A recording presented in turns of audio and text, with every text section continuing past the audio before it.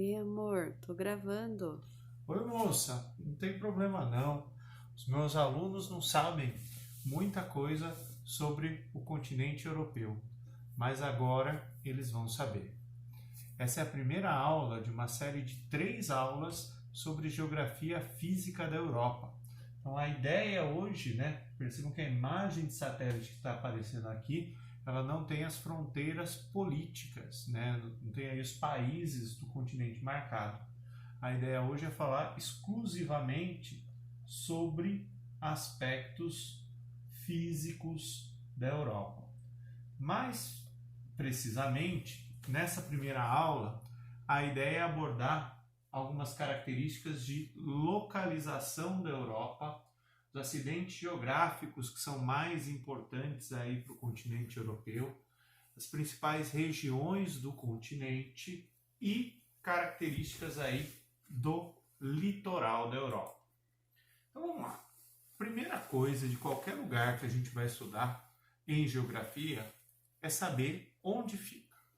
Isso é o básico do básico do básico do básico. Então, alunos de ensino médio, nessa altura da vida, eu tenho certeza que já tem na cabeça uma espécie de mapa-mundi. Então, quando a gente pensa em Europa, que lugar do planeta está a Europa? Está na metade de cima, naquilo que a gente chama de hemisfério norte. Então, a localização da Europa é no hemisfério norte. Do lado direito dela está a Ásia, do lado esquerdo dela está a América do Norte. E embaixo, continente africano. Mas se a gente olhar a imagem de satélite, fica um pouquinho confuso. Porque geralmente a gente pensa que o continente ele está todo separadinho ali, isolado, digamos assim, por água em todos os lados. E quando a gente olha essa imagem, dá para ver que isso que a gente chama de Europa, que é mais ou menos esse pedaço do mundo, está fisicamente aquilo que a gente chama de Ásia. E não só isso, se a gente for olhar a Ásia, fisicamente a Ásia também está ligada ao continente africano. Então o que a gente tem aqui, na verdade, é uma espécie de convenção. Historicamente, se convencionou chamar essa região do planeta de Europa. Mais precisamente, eu desenhei aqui em vermelho os limites do continente europeu.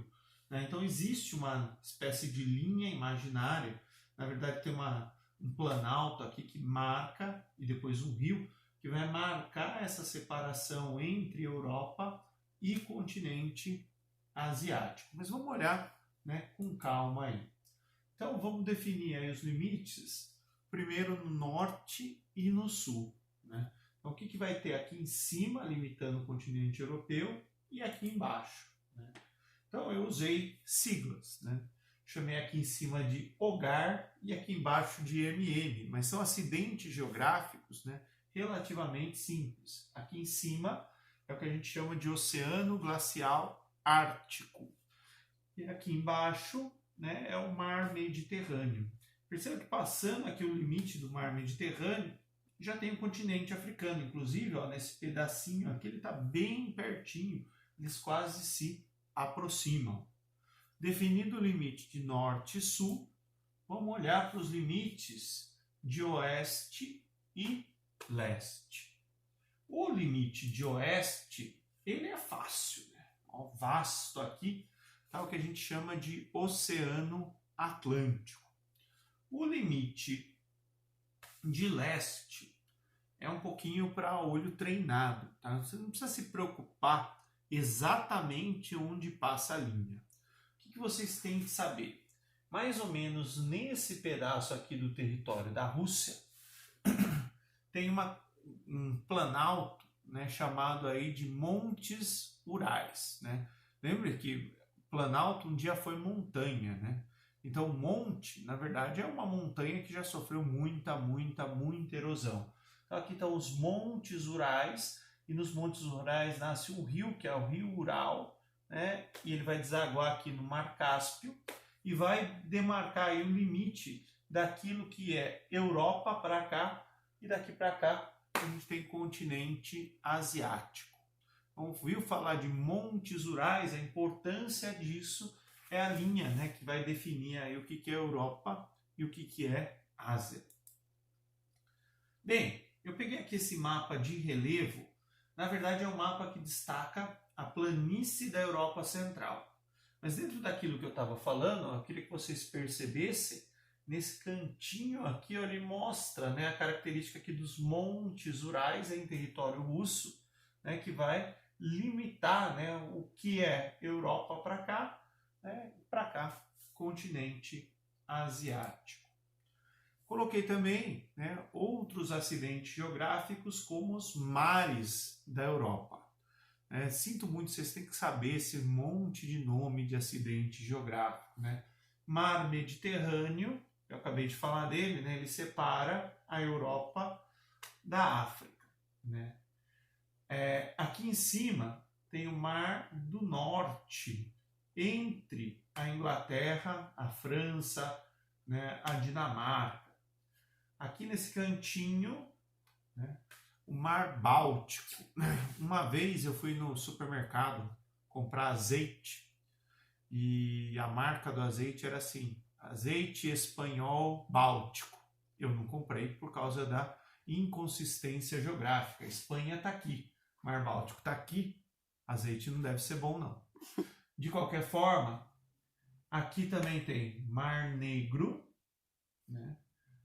Nessa regiãozinha aqui da Europa. O Mar Negro ele se comunica ao Mar Mediterrâneo e aqui nesse cantinho, né, sempre brinco que é o mar que sofre de problemas capilares, é o Mar Cáspio. Desculpa, perdão pela piada.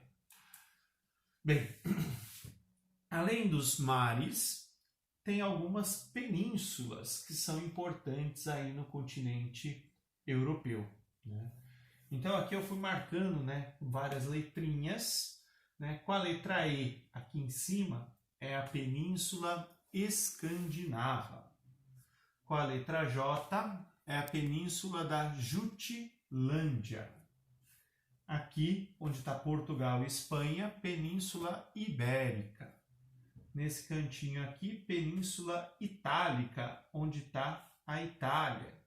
E aqui, a Península da Crimeia. Além disso, né, a gente tem sub-regiões da Europa e estreitos. Né?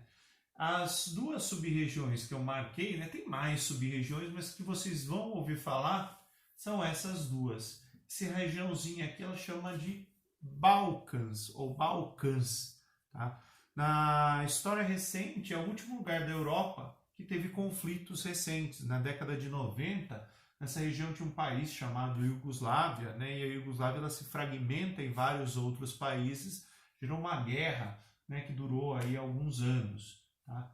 E essa região aqui entre o Mar Negro e o Mar Cáspio é o Cáucaso. Esse ano era para ter censo, e no censo eles fazem pesquisa sobre raça da população, né?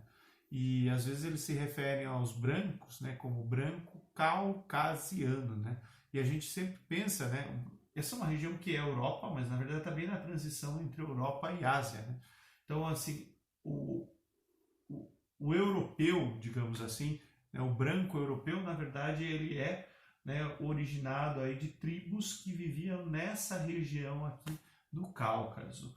Olhem também a posição geográfica do Cáucaso. Ó, se eu descer reto, eu estou no Oriente Médio.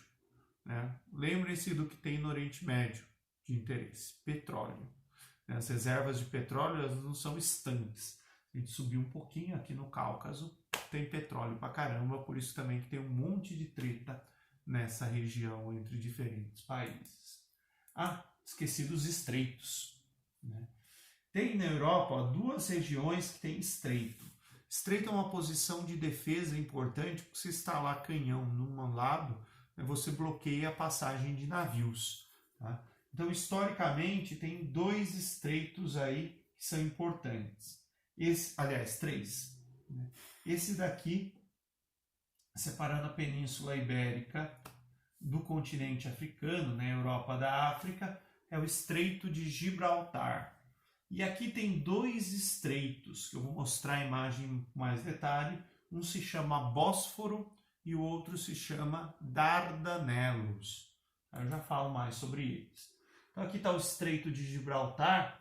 A distância entre Espanha e Marrocos aqui é de em torno de 14, 15 quilômetros.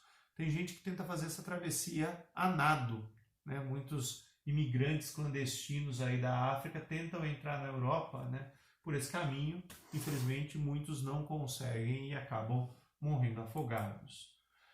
E aqui são os dois estreitos, né, Bósforo e Dardanelos. Notem o seguinte, tá? Os dois estão na mesma região, né? Aqui em cima, Estreito de Bósforo e aqui Estreito de Dardanelos, ligando o Mar Negro ao Mar Mediterrâneo. Lembrem-se das aulas de história, né? Constantino, imperador romano lá do século IV, se eu não me engano, ele resolve construir aqui uma cidade com o nome dele, é Constantinopla, né? Que hoje pertence à Turquia, acho que o nome moderno é Istambul. De qualquer forma, né, ela fica bem aqui no Estreito de Bósforo. Tá bom? Por fim, né, última coisa aí de aspectos físicos. Sobre o litoral da Europa, o que vocês têm que lembrar? O litoral europeu ele tem grande quantidade aí de ilhas, estreitos, mares e penínsulas, né? Portanto, é o que a gente chama de litoral recortado. Tá? Litoral recortado, ele acaba sendo difícil, né, de controle, porém ele facilita muito a instalação de portos, tá? Para comunicação aí marítima, né, para o comércio marítimo entre as diferentes localidades. É isso, gente. Muito obrigado. Um baita abração aí para todo mundo.